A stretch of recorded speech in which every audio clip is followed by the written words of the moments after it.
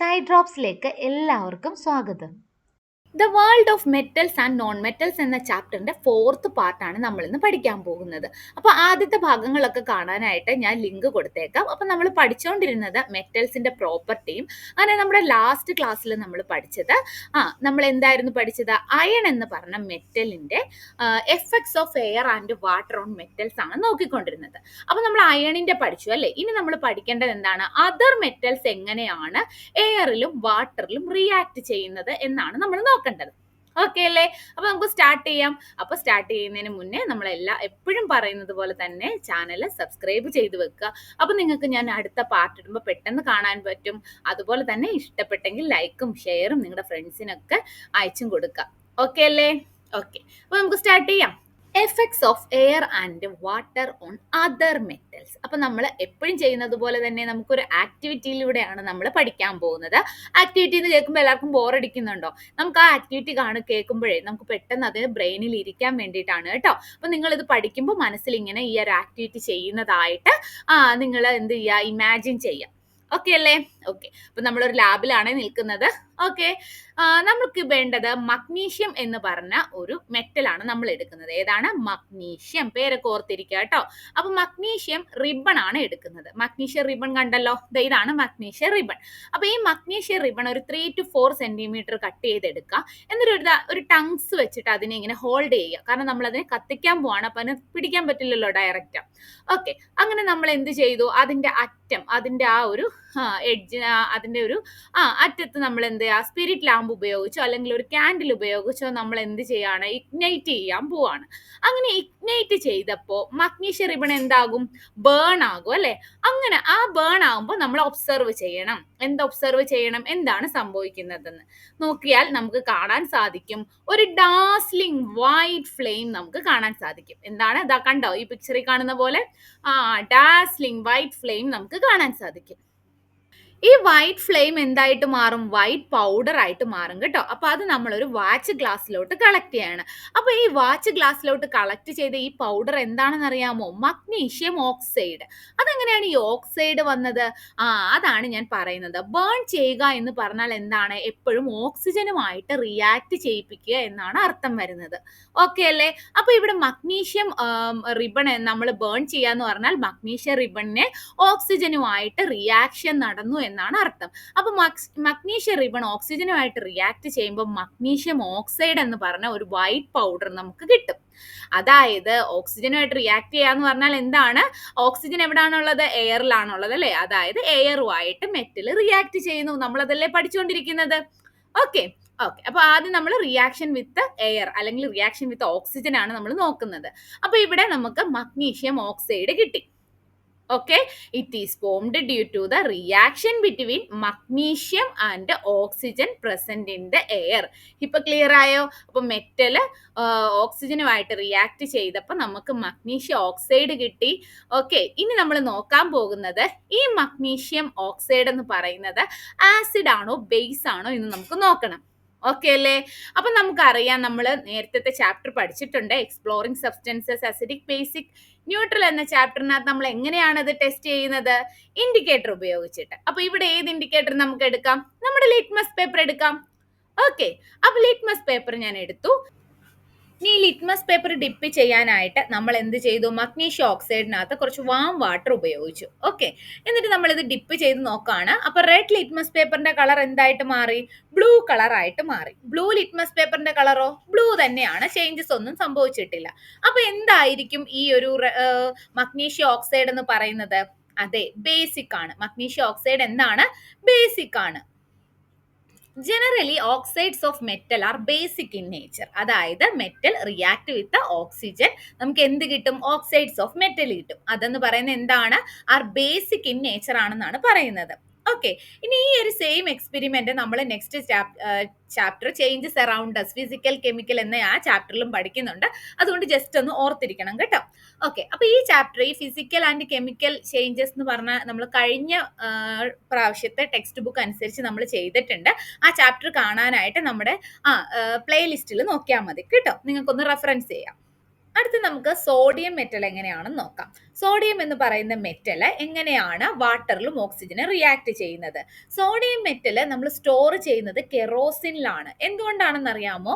ഇത് ഓക്സിജനും വാട്ടറും ആയിട്ട് റിയാക്ട് ചെയ്താൽ large amount of heat generate ചെയ്യും, വിഗറസ് ആയിട്ടാണ് പ്രവർത്തിക്കുന്നത്. അതായത് അത് വെള്ളത്തിൽ ഇട്ട് കഴിഞ്ഞാൽ ബേൺ ചെയ്യാനോ അതുപോലെ ഓക്സിജനുമായിട്ട് റിയാക്ട് ചെയ്താലും പെട്ടെന്ന് ബേൺ ചെയ്യുകയും ചെയ്യുന്നു. ഓക്കെ, അപ്പൊ നമുക്ക് ലോട്ട് ഓഫ് ഹീറ്റ് എന്താണ് ജനറേറ്റ് ചെയ്യുന്നു. ഇങ്ങനെയുള്ള ഇതിനെ പ്രിവെന്റ് ചെയ്യാനായിട്ട് ഈ എയറും വാട്ടറും ഒന്നും ഈ മോയ്സ്ചർ ആൻഡ് എയറിൽ നിന്ന് അതിനെ പ്രിവെന്റ് ചെയ്യാനായിട്ടാണ് നമ്മൾ കെറോസിനിൽ എന്ത് ചെയ്യുന്നത്, ഈ സോഡിയം മെറ്റലും അതുപോലെ തന്നെ പൊട്ടാസ്യം മെറ്റലും ഒക്കെ സ്റ്റോർ ചെയ്യുന്നത്. നമ്മൾ ആദ്യം തന്നെ പറഞ്ഞിരുന്നു അല്ലെ, സോഡിയം എന്ന് പറയുന്നത് വളരെ സോഫ്റ്റ് ആയിട്ടുള്ള മെറ്റലാണ്, എന്നാൽ അത് ഓക്സിജനിലും വാട്ടറിലും വളരെ റിയാക്റ്റീവ് ആയിട്ടുള്ള ഒരു മെറ്റലും ആണ്.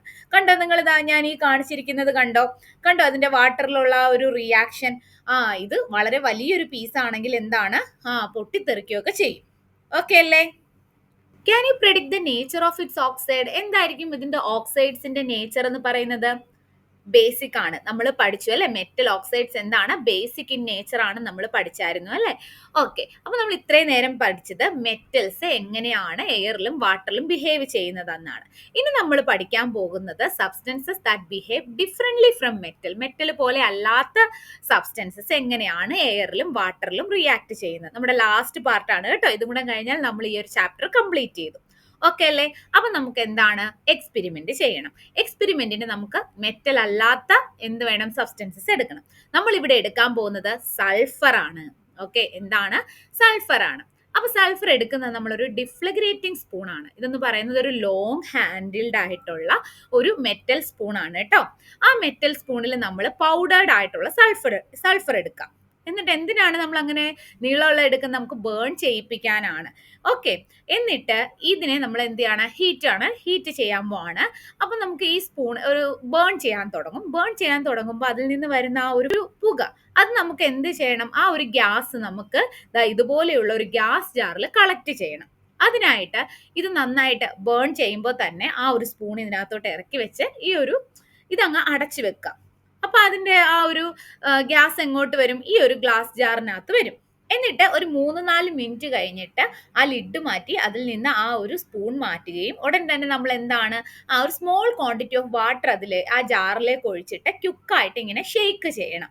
ഓക്കെ, എന്നിട്ട് ക്യുക്കായിട്ട് നമ്മൾ ആ ലിഡ് അടച്ചു വെച്ചിട്ട് നമ്മൾ ഷെയ്ക്ക് ചെയ്യുമ്പോൾ ഈ എന്താകും, ആ ഗ്യാസ് ആ വാട്ടറും ആയിട്ട് എന്ത് ചെയ്യുന്നു, ഡിസോൾവ് ആകും. ഓക്കെ, മനസ്സിലായല്ലോ? ഓക്കെ, ഇനി നമ്മൾ നേരത്തെ പോലെ തന്നെ നമ്മൾ ഇത് ഏത് നേച്ചർ ആണെന്ന് നമുക്ക് അറിയണം. അപ്പൊ നമ്മൾ എന്താണ്, ഇൻഡിക്കേറ്റർ യൂസ് ചെയ്യണം അല്ലെ. അപ്പൊ നമ്മൾ ഇൻഡിക്കേറ്റർ യൂസ് ചെയ്യാൻ പോവാണ്. ആ വാട്ടറിലേക്ക് നമ്മൾ ബ്ലൂ ലിറ്റ്മസ് പേപ്പറും റെഡ് ലിറ്റ്മസ് പേപ്പറും എടുത്ത് വെച്ച് നോക്കുമ്പോൾ നമുക്ക് ബ്ലൂ ലിറ്റ്മസ് പേപ്പറിന്റെ കളർ എന്തായിട്ട് മാറി, റെഡ് കളറായിട്ട് മാറി. അതുപോലെ തന്നെ റെഡ് ലിറ്റ്മസ് പേപ്പറിന് കളർ ചേഞ്ച് ഒന്നുമില്ല, അതും റെഡ് തന്നെയാണ്. അപ്പൊ റെഡ് വന്നാൽ അത് എന്തായിരിക്കും, അതെ, ആസിഡ് ആയിരിക്കും.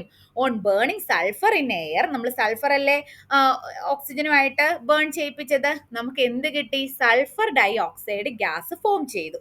നമ്മൾ ആ ഒരു ബോട്ടിൽ ആ ഒരു ഗ്ലാസ് ജാറിനകത്ത് കളക്ട് ചെയ്തത് അതെന്താണ്, സൾഫർ ഡൈ ഓക്സൈഡ് ആണ്. ഇനി നമ്മൾ നെക്സ്റ്റ് എന്താ ചെയ്തത്, അതിലേക്ക് വെള്ളം ഒഴിച്ച് അത് ഡിസോൾവ് ചെയ്യിപ്പിച്ചു അല്ലെ. അപ്പൊ നമുക്ക് എന്ത് കിട്ടി, ഈ സൾഫർ ഡൈ ഓക്സൈഡ് ഗ്യാസ് വാട്ടറിൽ ഡിസോൾവ് ആയപ്പോൾ നമുക്ക് സൾഫറസ് ആസിഡ് ആണ് കിട്ടിയത്. അതുകൊണ്ടാണ് ലിറ്റ്മസ് പേപ്പറിന്റെ കളർ എന്തായിട്ട് മാറിയത്, റെഡ് കളറായിട്ട് മാറിയത്. ഓക്കെ, മനസ്സിലായല്ലോ? അപ്പൊ മെറ്റൽ ആയിരുന്നപ്പോ നമുക്ക് എന്തായിരുന്നു, ബേസിക് ആയിരുന്നു കിട്ടിയത്. ഇപ്പൊ മെറ്റൽ അല്ലാത്ത ഒരു സബ്സ്റ്റൻസസ് എടുത്തപ്പോ നമുക്ക് എന്ത് കിട്ടി, ആസിഡ് ആണ് കിട്ടിയത്. Does sulfur behave in water the same way metal do? ആണോ? അല്ല അല്ലേ? നമുക്ക് നോക്കാം. നമ്മൾ ഈ സൾഫർ പൗഡർ ഡയറക്റ്റ് ആയിട്ട് ഒരു ഗ്ലാസ് ടെംബ്ലറിൽ എടുത്ത് വാട്ടർ ഒഴിച്ച് നോക്കാണ്. എന്തായിരിക്കും നമുക്ക് ഒബ്സർവ് ചെയ്യാൻ സാധിക്കുന്നത്? നമുക്ക് എന്താണ്, നോ റിയാക്ഷൻ ആണ് കേട്ടോ. സൾഫർ വാട്ടറുമായിട്ട് റിയാക്ട് ചെയ്യത്തില്ല. അതുപോലെ തന്നെ സബ്സ്റ്റൻസസ് ലൈക്ക് സൾഫർ പോലെ തന്നെ ഫോസ്ഫറസ് എന്ന് പറഞ്ഞ ഒരു എലമെന്റും behave differently with air and water than metal പോലെ അല്ല ഫോസ്ഫറസും റിയാക്ട് ചെയ്യുന്നത്. സൾഫർ അല്ല എന്ന് നമുക്കിപ്പോൾ മനസ്സിലായല്ലേ. ഫോസ്ഫറസ് എങ്ങനെയാണ്, ഫോസ്ഫറസ് വാട്ടറിലാണ് സ്റ്റോർ ചെയ്യുന്നത്. എവിടെയാണ് സ്റ്റോർ ചെയ്യുന്നത്, വാട്ടറിലാണ് സ്റ്റോർ ചെയ്യുന്നത്. അത് എന്തുകൊണ്ടാണെന്ന് വെച്ചാൽ ഇത് അറ്റ്മോസ്ഫിയറിൽ വെച്ചാൽ എന്താണെന്നറിയാമോ, പെട്ടെന്ന് തീ വരും.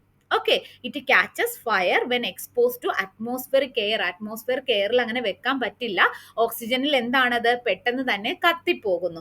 അതുകൊണ്ട് ഇത് എവിടെയാണ് ഫോസ്ഫറസ് സ്റ്റോർ ചെയ്യുന്നത്? അത് നമ്മൾ വെള്ളത്തിലാണ് സ്റ്റോർ ചെയ്യുന്നത്. അപ്പൊ നിങ്ങൾ നോക്കിക്കേ, ഈ സൾഫറും ഫോസ്ഫറസും ഒക്കെ മെറ്റൽ പോലെയാണോ ബിഹേവ് ചെയ്യുന്നത്? അല്ലല്ലേ, അതിൽ നിന്ന് വളരെ ഡിഫറെന്റ് ആയിട്ടാണ് ബിഹേവ് ചെയ്യുന്നത്. അപ്പൊ ഈ സബ്സ്റ്റൻസസ് എന്ന് പറയുന്നത്, ഈ സൾഫറും ഫോസ്ഫറസും ഒക്കെ എന്താണ്, ഒരു ഷൈനി ആയിട്ടുള്ള ലസ്ട്രസ് ആയിട്ടുള്ള അപ്പിയറൻസ് ആയിരുന്നു നമ്മൾ കണ്ടു അല്ലേ? അല്ല, ഇവരെന്താണ്, ഇവര് സോഫ്റ്റ് ആയിട്ടുള്ള ഡൾ ആയിട്ടുള്ള അപ്പിയറൻസ് ആണ്. അതുപോലെ തന്നെ എന്താണ്, ഇവര് നെയ്തർ മാല്യബിൾ ആണ് നോർ ഡക്റ്റൈൽ ആണ്. ഇതെല്ലാം നമ്മൾ ആദ്യം കണ്ടതായിരുന്നു അല്ലേ? അതുപോലെ തന്നെ ഇവർക്ക് ഇതുപോലെ സോണറസ് ആയിട്ടുള്ള നമ്മുടെ മെറ്റലിന്റെ ബിഹേവിയർ ഒന്നും ഇല്ല. അപ്പൊ മെറ്റൽസിന്റെ ഒരു ബിഹേവിയറും ഇവര് കാണിക്കുന്നില്ല. അതുപോലെ തന്നെ മെറ്റലിന്റെ മറ്റൊരു ബിഹേവിയർ ആണ്, അവര് നല്ല കണ്ടക്ടർ ആയിരുന്നു, ഇലക്ട്രിസിറ്റിയും കടത്തിവിടുന്നതായിരുന്നു അല്ലേ? പക്ഷേ നമ്മുടെ ഈ സൾഫറും ഫോസ്ഫറസും ഒക്കെ പുവർ കണ്ടക്ടേഴ്സ് ആണ്, poor conductors of heat and electricity ആണ്. ഇങ്ങനെ മെറ്റൽ പോലെ ബിഹേവ് ചെയ്യാത്ത ഇവരെ വിളിക്കുന്ന പേരാണ് നോൺ മെറ്റൽസ്. എന്താണ്? Non metals. അതുപോലെ തന്നെ ഈ നോൺ മെറ്റൽസിന്റെ ഓക്സൈഡ്സ് എന്തായിരിക്കും? മെറ്റൽസിന്റെ ഓക്സൈഡ്സ് ബേസിക് ആണെങ്കിൽ ഈ നോൺ മെറ്റൽസിന്റെ ഓക്സൈഡ്സ് എന്ന് പറയുന്നത് അസിഡിക് ഇൻ നേച്ചർ ആണ്. അപ്പൊ ഈ ഒരു പാരഗ്രാഫ് നിങ്ങൾ മൊത്തം പഠിക്കേണ്ടതാണ്. എന്തിന്റെ ക്യാരക്ടറാണ് ഈ കൊടുത്തിരിക്കുന്നത്? നോൺ മെറ്റൽസിന്റെ ക്യാരക്ടറാണ് കൊടുത്തിരിക്കുന്നത്. ഇനി നോൺ മെറ്റൽസിന്റെ കുറച്ച് എക്സാമ്പിൾസ് നമുക്ക് നോക്കാം. ഓക്സിജൻ, ഹൈഡ്രജൻ, നൈട്രജൻ, കാർബൺ, ഇതെല്ലാം എന്താണ്? നോൺ മെറ്റൽസ് ആണ്. അപ്പൊ നമ്മൾ ആദ്യം കണ്ടല്ലോ, പ്ലാസ്റ്റിക്, ഗ്ലാസ്, വുഡ്, ഇവരും കുറച്ച് ക്യാരക്ടറിസ്റ്റിക്സ് കാണിക്കുന്നില്ലല്ലോ മെറ്റലിന്റെ. അപ്പൊ ഇവര് നോൺ മെറ്റൽ ആണോ? അല്ല, ഇവര് നോൺ മെറ്റൽ അല്ല. These materials are not classified as metals or non metals. കാരണം എന്താണ്? കാരണം ദേ ആർ നോട്ട് എലമെന്റ്സ്. ഇവര് എലമെന്റ്സ് അല്ല. ഓക്കെ, അപ്പൊ എലമെന്റ്സ് ഉള്ളവരാണ് മെറ്റൽസും നോൺ മെറ്റൽസും. പറഞ്ഞു തരാം. ഈ ഒരു കോളം നിങ്ങൾ നോക്കിക്കേ. Metals and non metals are sub categories of substances called elements. എലമെന്റ്സിന്റെ സബ് കാറ്റഗറീസ് ആണ് മെറ്റൽസും നോൺ മെറ്റൽസ് എന്ന് പറയുന്നത്. എന്താണ് എലമെന്റ് എന്ന് പറയുന്നത്? എലമെന്റ് എന്ന് പറയുന്നത് നമുക്ക് ബ്രോക്കൺ ഡൗൺ ചെയ്യാൻ പറ്റില്ല. അതായത് അതൊരു പ്യുവർ ഫോം ആണ്. അതിന് പിന്നീട് നമുക്ക് എന്താണ്, ബ്രേക്ക് ചെയ്ത് സിംപ്ലർ സബ്സ്റ്റൻസസ് ആക്കാൻ പറ്റില്ല. ഓക്കെ, നമുക്ക് നാച്ചുറൽ ആയിട്ടുള്ളതും അതുപോലെ തന്നെ നമ്മൾ തന്നെ ലബോറട്ടറിയിൽ ഉണ്ടാക്കിയിട്ടും ആയിട്ടുള്ള ഒരുപാട് എലമെന്റ്സ് ഉണ്ട്. പ്രസന്റ്ലി 118 എലമെന്റ്സ് ആണ് നമുക്കുള്ളത്. These elements are the basic building block of all matter. Some are naturally occurring while others are artificially in the laboratory. ഇപ്പൊ ഞാൻ പറഞ്ഞല്ലോ. ഓക്കെ, നിങ്ങൾ കണ്ടിട്ടില്ലേ പീരിയോഡിക് ടേബിളിൽ ഒരുപാട് എലമെന്റ്സ് കൊടുത്തിരിക്കുന്നത്? അതാണ് പ്യുവർ ഫോം. അതിന് നമുക്ക് സബ് ഡിവൈഡ് ചെയ്യാൻ പറ്റില്ല. ഓക്കെ, അതിന്റെ രണ്ട് കാറ്റഗറിയാണ് മെറ്റലും നോൺ മെറ്റലും. ഇപ്പൊ മനസ്സിലായോ? മെറ്റൽസിന്റെ ഒരുപാട് യൂസസ് നമ്മൾ കണ്ടല്ലേ. മെറ്റൽസ് നമുക്ക് ഒരുപാട് യൂസ്ഫുൾ ആണ് അല്ലെ? എസെൻഷ്യലി മെറ്റൽസ് നമുക്ക് ഒരുപാട് യൂസ്ഫുൾ ആണ് അല്ലെ എവറിഡേ ലൈഫിൽ. ഇനി നോൺ മെറ്റൽസോ? നോൺ മെറ്റൽസ് എസെൻഷ്യൽ ആണോ? അതെ, വളരെ ഇമ്പോർട്ടന്റ് ആണ് നോൺ മെറ്റൽസ് എന്ന് പറയുന്നത്. നമുക്കറിയാം, നമ്മൾ ബ്രീത്ത് ചെയ്യുന്ന ഓക്സിജൻ, നമുക്ക് ഓക്സിജൻ ഇല്ലാതെ ജീവിക്കാൻ പറ്റുമോ? ഇല്ലല്ലേ. നമുക്ക് സർവൈവ് ചെയ്യണമെങ്കിൽ എന്ത് വേണം? ഓക്സിജൻ വേണം. ഓക്സിജൻ എന്താണ്? ഒരു നോൺ മെറ്റൽ ആണ് അല്ലേ? അതുപോലെ തന്നെ carbon is essential in everyday life because carbon എന്ന് പറയുന്നത് നമ്മുടെ ജീവജാലകങ്ങളുടെ ബിൽഡിംഗ് ബ്ലോക്ക് ആണെന്നാണ് പറയുന്നത്. അറിയാമോ? Because it is the building block of all life form. അതെന്താണ്? It is the key component of protein, fat and carbohydrate. നമുക്ക് ഗ്രോത്തിന് വേണ്ട ആൾക്കാരാണ് ഇതെല്ലാം അല്ലേ? ഇവരുടെയൊക്കെ കീ കമ്പോണന്റ് ആരാണ്? കാർബൺ ആണ്. ഓക്കെ അല്ലേ? ഓക്കെ, ഇനി അതുപോലെ നൈട്രജൻ എടുക്കാം. അതൊരു നോൺ മെറ്റൽ ആണ്. It is used in the manufacturing of fertilisers and chemicals. Fertilisers ഒക്കെ വേണ്ടേ നമുക്ക്? അതുപോലെ എന്താണ്? It is an essential nutrient for growth of plants. പ്ലാന്റ്സിന്റെ ഗ്രോത്തിന് ഏറ്റവും എസെൻഷ്യൽ ആയിട്ടുള്ള ഒരു ന്യൂട്രിയന്റ് ആണ് നൈട്രജൻ എന്ന് പറയുന്നത്. അതുകൊണ്ടാണ് നമ്മൾ നൈട്രജൻ യൂസ് ചെയ്യുന്നത്, ഫെർട്ടിലൈസർ ആയിട്ട് യൂസ് ചെയ്യുന്നത്. ഓക്കെ, ഇനി ക്ലോറിൻ എടുക്കാം. അതൊരു അടുത്ത എക്സാമ്പിൾ ആണ്. ഈ എക്സാമ്പിളൊക്കെ പഠിച്ചു വെക്കണം കേട്ടോ. നൈട്രജൻ, ഓക്സിജൻ, ക്ലോറിൻ എന്നൊക്കെ. ഇതൊരു നോൺ മെറ്റൽ ആണ്. Commonly used in water purification. വാട്ടറിന്റെ പ്യൂരിഫിക്കേഷന് നമ്മൾ ക്ലോറിൻ യൂസ് ചെയ്യുന്നു. ഇനി എ സൊല്യൂഷൻ ഓഫ് അയഡിൻ ഒരു നോൺ മെറ്റൽ ആണ്. It is applied on wounds as an antiseptic ആയിട്ട് നമ്മൾ യൂസ് ചെയ്യുന്നത് അയഡിൻ ആണ്. കണ്ടോ എന്തോരം അല്ലെ യൂസസ് ആണ് നമുക്ക് നോൺ മെറ്റൽസ് ഉള്ളത്. അതുകൊണ്ട് നോൺ മെറ്റൽസ് എന്താണ്? It is very essential in everyday life. അപ്പൊ ഇത്രയേ ഉള്ളൂ ഈ ചാപ്റ്റർ. നന്നായിട്ട് വായിച്ചു നോക്കണം കേട്ടോ, നന്നായിട്ട് മനസ്സിലാക്കണം. അപ്പൊ ഇതിനകത്ത് പ്രധാനമായിട്ട് നമ്മൾ മെറ്റൽസിന്റെയും നോൺ മെറ്റൽസിന്റെയും ഡിഫറൻസും യൂസസുമാണ് പഠിച്ചത്. ഓക്കെ അല്ലേ? അപ്പൊ എല്ലാവർക്കും പഠിപ്പിച്ചത് മനസ്സിലായിട്ടുണ്ടെങ്കിൽ ലൈക്ക് ചെയ്തും സബ്സ്ക്രൈബ് ചെയ്തും ഒക്കെ എന്നെ സപ്പോർട്ട് ചെയ്യില്ലേ? Thank you.